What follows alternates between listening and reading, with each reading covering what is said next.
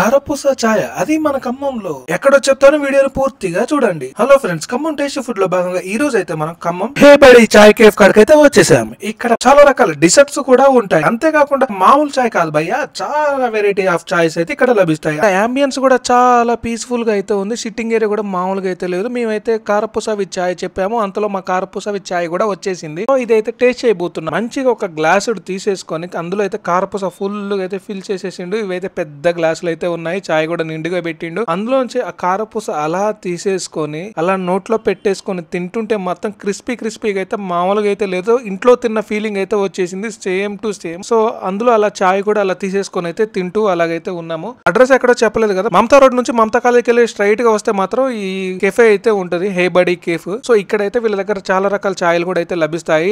Late అవుతుందని చెప్పేసి అయితే గ్లాస్ ఎత్తేసాను. దాని తర్వాత మస్కాబన్ కూడా వచ్చేసి, మస్కాబన్ అయితే భలే ఉన్నది. పైన అయితే నీట్ గా గీ అయితే వేసేసిండు. సో లోపల మస్కా కూడా ఉన్నది. తింటుంటే మాత్రం అంతగా అయితే లేదు, నార్మల్ గా ఉంది. Please like and subscribe.